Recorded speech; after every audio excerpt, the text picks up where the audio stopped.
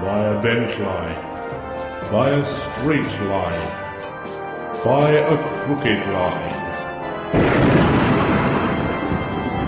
The Crooked Path, a podcast for modern cunning folk with Peter Pagan. Hello and welcome to The Crooked Path. My name is Peter Pagan, and tonight we're going to take a look at Beltaine. But first, here's some news.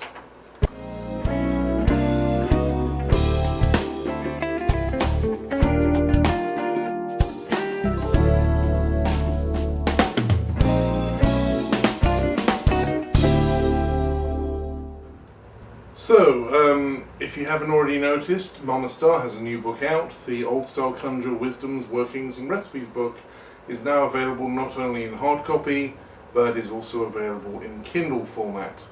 So you can go along to Amazon and indulge in the fine wits and witticisms and wisdom of Mama Star.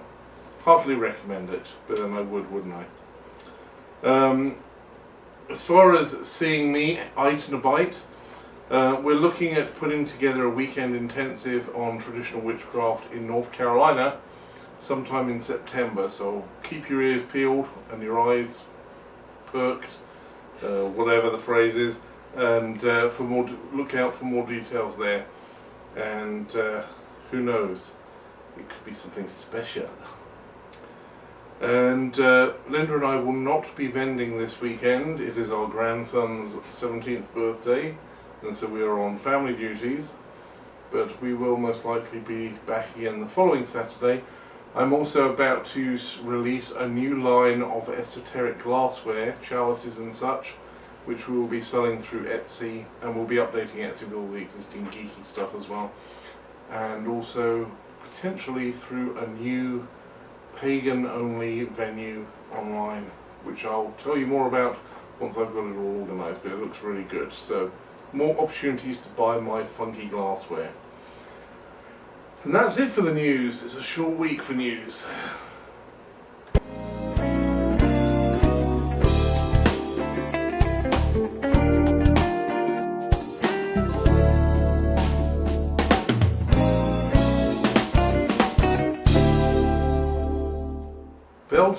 Beltaine. Where would we be without Beltaine? Well, whether you pronounce it Beltaine, Beltaine, Belshina, or any of the other 103 variations, it is the fire festival that happens around the beginning of May. The phrase, it comes from the Gaelic for bright fire, and certainly community celebrations tend to centre around the bonfire or balefire. In Irish it's Beltaine or Beltaine.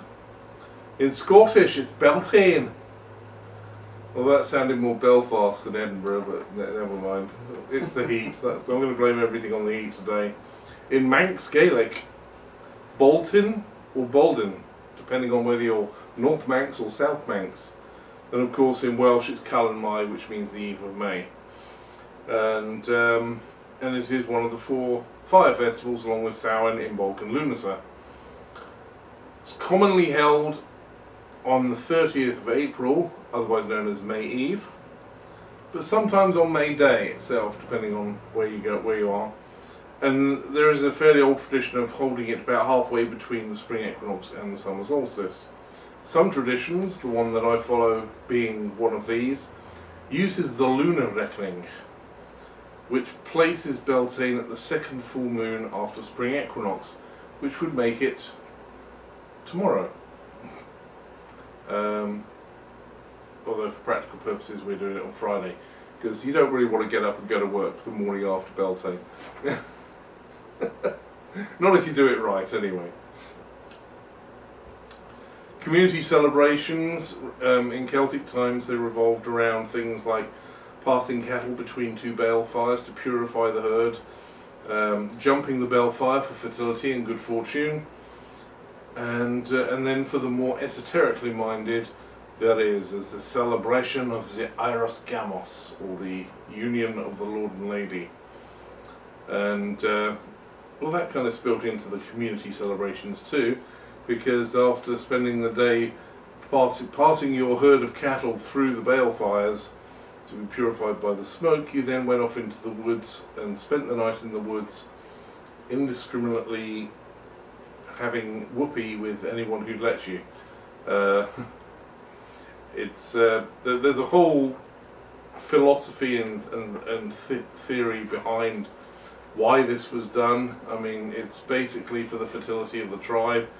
You're reminding the farm animals and the plants that you're growing that this is the time for germination and so on, and so you know, active demonstration on procreation is in order.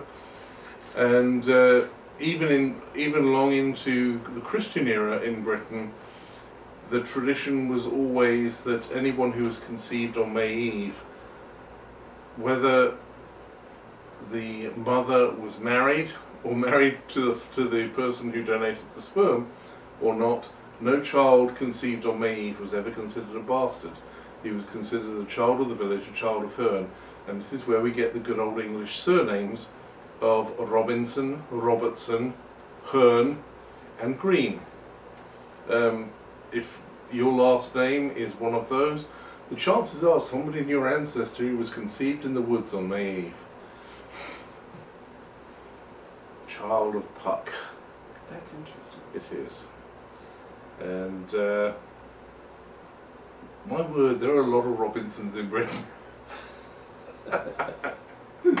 Which probably explains a lot.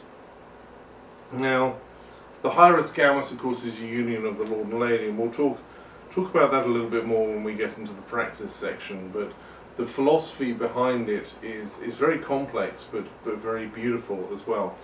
The sacred marriage is the marriage of the sacred king and the land in the person of the lady, and it is an act of sovereignty. The king only served through his union with the land. It was that which made his crown sacred and made him the ruler by divine right. You have to remember that back in the old days, king actually derives from the old Anglo-Saxon word, which has the same root as our modern word kin. And so the king was the first cousin. He was the most important cousin, and he was seen as the first servant of the land. It was much more of a service position than the position of privilege that became once the church began to administrate kingness, or kingosity, or kingship. Monarchy, that's the word I'm looking for. Of course, the Catholic Church did a rather nifty job of forging the signature of Emperor Constantine on a document 400 years after he died, granting the church the right to crown the kings of Europe. And they immediately deposed all of the Merovingian kings, the dragon kings that were at that time ruling, and replaced them with good, loyal churchmen. And Europe hasn't been quite the same since, really.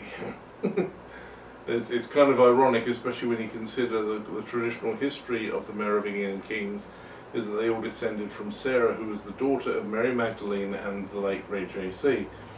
So they kind of got rid of the descendants of their holy saviour in order to make political appointments that served them, which shows just how spiritual and pure they were, doesn't it? But the Hieros Gammus is the union, and in some cases in history it has been a very literal union. In Ireland, the poor old High King of Tara at one period took the throne only after he had mated with a mare, a white mare, who represented the goddess Epona. This may have been an attempt to keep their king not too sort of proud and big-headed, because having sex with a horse, you're kind of not going to live up to the other stallions in the herd, and it kind of gives you a sense of modesty, I think. That's just my personal theory. You tend to not be too much of a braggart and a whatever the word is I'm looking for. But anyway, of course there is the famous wife of the Roman Emperor Caligula, who attempted to do a reverse sovereignty and attempted to mate with a stallion, and that did not go entirely in her favour. Actually, Catherine the Great. I was about to Yes, say. having historical brain farts, which is not unusual for me. Yes, it was Catherine the Great, and as I remembered, Sheldon Cooper on Big Bang Theory telling Penny that even after that she was still called Great. It didn't hurt her reputation too much. But rumour has it that it did do some serious damage to her nether regions, or as Amy Farrah would call it, her nether yayas. I watch that show way too often, just in case you're wondering. So anyway, that's the law portion. Let's play the little funky tune and get on to the practice section before I dig myself into a hole I can't climb out of.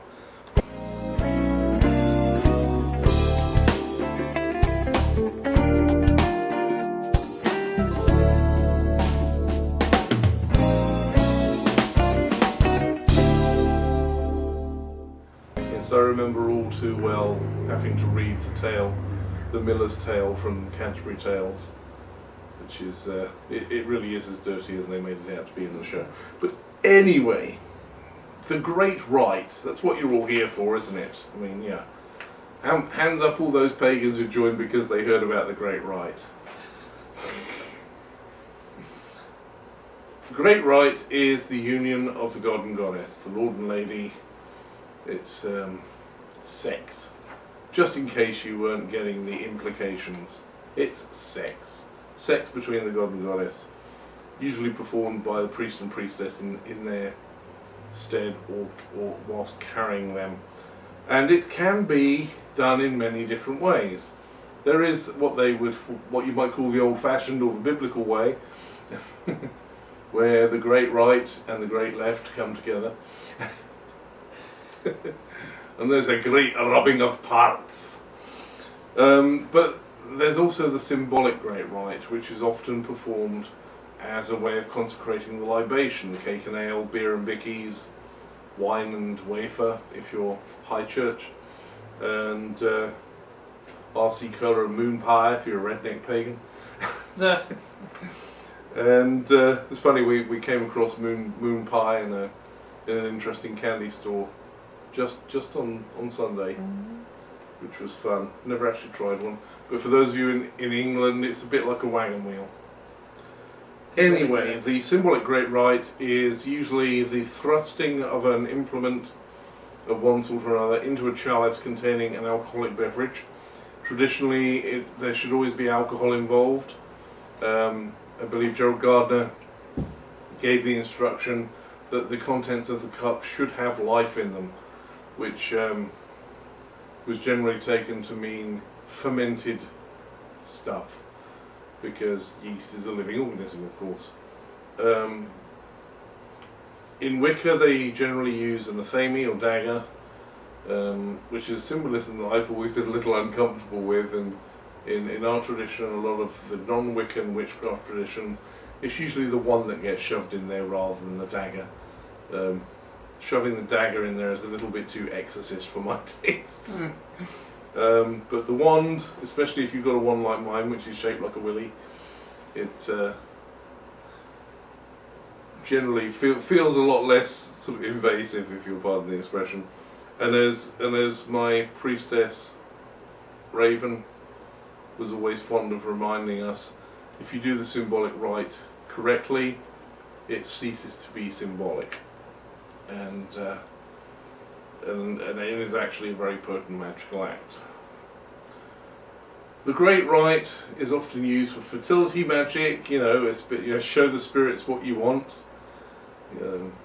which always makes me think of, there's a spell in the Greek magical papyri for ascending the uterus of the woman you desire. Basically, to put it in layman's terms, it's a spell to enable you to have sex with the woman that you're lusting after. And this particular spell is guaranteed successful because you perform the spell by taking honey and rock salt, smearing it on your todger, which is an old English term for penis, in case you hadn't guessed, and then there's this particular incantation you shout whilst screwing the woman. So the spell to enable you to screw the woman of your dreams is done by screwing the woman of your dreams with honey on your dick. At which point it's a self-fulfilling prophecy. You actually, excuse me, could you help me with some spell crafting? Could you hold this honey jar for a minute, please? I'm not too sure about the rock salt thing though. Ow. Is that the ancient Egyptian equivalent of a French tickler? Oh. Yeah. Ribbed for her pleasure. Oh. Ow. But anyway, crazy wacky people, those ancient Egyptians. But the Great Rite can be performed for fertility magic, and it is often in the old rural Beltaine celebrations. You're went off fornicating indiscriminately in the woods to encourage the animals and the crops that you were farming to do likewise. And it was an interesting time because there weren't an awful lot of people around in medieval times. I don't know if you realise this, but the Black Death, when it happened, obliterated nearly 2/3 of the population of Europe. And the festive fornicating in the forest at Beltaine was a great way of introducing biodiversity, because you were expected to go off into the woods and get your naughties on with somebody you were not already doing so. So you and your wife would go off into the woods and find other partners. Very risky. I mean, if they'd had medieval car keys, they would have probably thrown them in a bowl. They threw their cart keys or the tip of an ox horn. I don't know what they threw in the bowl, but somehow they worked it out that it was basically a huge medieval swingers party, and off you went. In the dark, you probably didn't even know who it was you were with. It could have been your grandmother, for all you know. Oh, I know. I just made poor Christopher feel ill. Oh. But basically, it was a way of increasing the biodiversity of the tribe, which is actually a very good way of doing it. If you were in a survival situation, the last group of people left on Earth after a huge catastrophe, the best way to maximize the biodiversity and maximize the potential of the survival of the tribe would be for people to have children with multiple partners, because it broadens the gene pool. So whoever thunked that one up was definitely not a dimwit, and plus it was an excuse to get your jollies with that barmaid you had your eye on for the rest of the year. But it worked very well, and it was very good for sympathetic magic for fertility. But the Hieros Gamos is a little bit more than that, because for the practitioner of esoteric things, it is also a much deeper and much more powerful mystery, because the union of the Lord and Lady, the god and goddess, is tied up, as I said before, very deeply with the concept of sovereignty. And sovereignty isn't just about the king's right to rule, it's also the way we claim sovereignty over ourselves. And if you're a magical practitioner, you can't practice magic without claiming your own sovereignty. It's part of the process. You have to become your own person. And so that is a very important part of the Wheel of the Year from an esoteric perspective, because it's the claiming of your sovereignty. And on the Sacred King cycle, and a lot of traditional witchcraft groups like the one I belong to works with the Sacred King cycle. And at spring equinox, the Sacred King has been named and armed and has been sent off into exile to seek his destiny.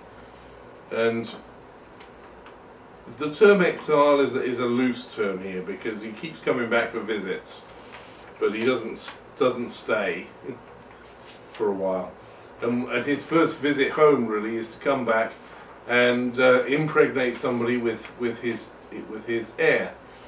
And in the Sacred King cycle, the Sacred King, the hero with 1,000 faces, is often described as being of uncertain birth, in that the mother doesn't know who the father was. And this is the fornicating in the forest with the Beltaine bash is a a perfect opportunity for this to happen. Indiscriminate, incognito fucking, for want of a better term, provides the perfect opportunity for the Sacred King to nip back in, dip his wick, sire an heir, and disappear off into the shadows again to continue his quest. And but it also goes way beyond that as well, because the Hieros Gammas is also the union of above and below. It's the bringing together of heaven and hell here. The divine spark that we all carry, and the devil, if you like, if you want to use that terminology, the beast self, the fetch beast, the drake, the demon, whatever you want to call it. There's lots of different names for it in different traditions. The dark self, the underworld self, the part of you that is below, unites with the part of you that is above. The divine spark, the crown, the holy guardian angel, the bride and the groom, to use alchemical terminology, come together, and the only place that they can actually coexist and unite is here in the physical realm, within us, within the human form. And so the sacred marriage is also the coming together of the three aspects of the self, the heights, the depths, and the center, to create the awakened being, the ascended master, to use a new age term, to create the Taliesin for us Welsh boyos, the enlightened one, the radiant brow, literally enlightened, flashing light. So there's a lot going on there, a lot of different levels to bear in mind, and it's not just all about the sex. It's about empowerment, and it's about personal development, and it's about completion. It's about bringing the parts together and creating something that is a whole that is greater than the parts. And you can't really beat that. Sovereignty is very important at every level of this, because sovereignty is very much a part of what makes magic work. You have to be sovereign in your land to work magic. Now, this doesn't necessarily mean you have to be the king living in his castle, but it does mean you have to own the land upon which you stand. And this can be literally by it's land that belongs to your family, or land that you have bought, or land that you have paid for. It's one of the reasons why in traditional covens the magister often pays with a coin before the ritual for everything. In my own coven, at the start of the ritual, I give a coin to the guardian, who then uses it to create the bridge between the mundane world and the sacred space, so with the besom, so that everybody can go in. And at the end, that coin is placed on the crossroads at midnight, or donated to a charity, depending on prevailing conditions, and away we go. So there's always an ownership of the land, and it's symbolic and actual and metaphorical all at the same time. You cannot work magic from a position where you do not own the land upon which you stand. Whether that's the sacred landscape, you have become part of it through the Hieros Gammas, or through ownership in some other way. You have to be in possession of your sovereignty. You have to be in control. You have to be free. And as a sign that you be free, you shall be naked in your rest. That just helps with the Hieros Gammas. Anyway. So that's it for this week. Hope you've enjoyed it. A little bit of crazy rambling, a little bit of sex talk, and a little bit of just me being weird. But you should be used to that by now. How long have you been listening to this podcast anyway? So join me again next week when I'll be talking about something completely different, and hopefully it won't be quite so hot, so my brain will be functioning better. It's the downside of being British, is that much as I love Southern California, the heat is not my friend. So thanks a lot for listening. Join you next time.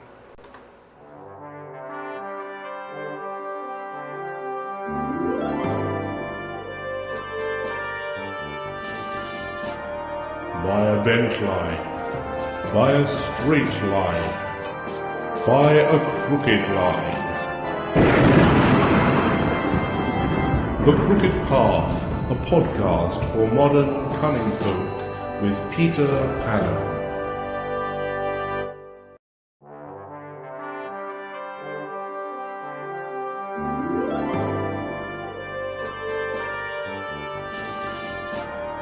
By a bent line, by a straight line, by a crooked line. The Crooked Path, a podcast for modern cunning folk with Peter Pagan.